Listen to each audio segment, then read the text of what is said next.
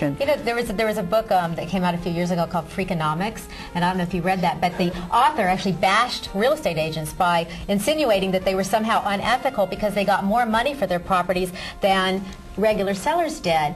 And the truth of the matter is he didn't really analyze the data, because real estate agents tend to price their houses better and lower, whereas sellers will say, no, I want X amount, even if an agent says it's worth Y, and therefore it's not likely to bring as high a price as when a real estate agent prices their own property and gets more money for it because it's multiple offers or that kind of thing. So it is really important to price it properly and to, you know, maybe even price it a little under. I've been in several multiple offer situations in the last few weeks, and it's, you know, some things are selling way over asking. So well, I think there's a myth. There's a myth amongst sellers that there's a certain percentage that people automatically deduct from the price.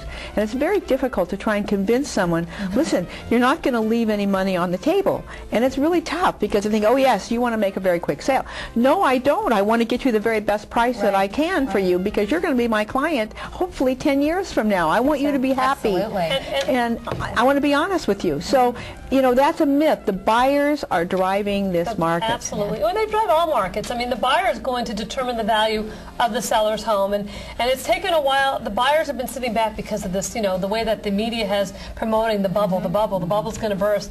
And the bottom line is that the way that I pick and choose my buyers, I want someone who's motivated. And I mean, everyone wants a good deal. Well, what is a good deal? It depends on if that house has the value that you think that it should have, you're getting it for the price you feel comfortable with, then it's a good deal. And you have to look at it, as we spoke before, Nancy, is that it's a place you're going to live, you're going to enjoy your home, and whether it's for 3, 5, 7, 9 years, you might have to stay in a year or two longer depending on what happens with the market. We can't look into the crystal ball and say, you know, in 5 years your house is going to be worth X amount of dollars. But you look at it as a stepping stone, and you may have to compromise where you live, the size of your house, and it's all about compromise. And but you do want to try, in most cases, to get the best in the best area that you can. The worst house in the best neighborhood, they always say, and really the most value you can get for what you can afford. And as Nancy will probably talk about, the interest rates are still at record low. They are. Girls, location.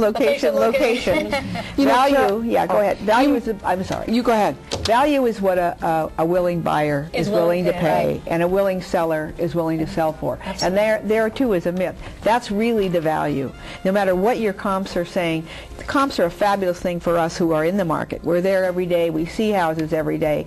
And it's very difficult as a seller trying to price something. It's almost like going to a parent conference and having someone critique your child, because you have that attachment. Well, you know, I take sellers out and I'll say, before we list the property, I'll say, let's go look at these 10 houses. I want you to see the competition. Exactly right. It's not just the comps. The buyers are looking to see what that competition is. They're going out and they've seen those 10 houses, and is yours better? Is yours a better deal or not? If you were a buyer, would you buy this house or would you buy your house? Right, exactly.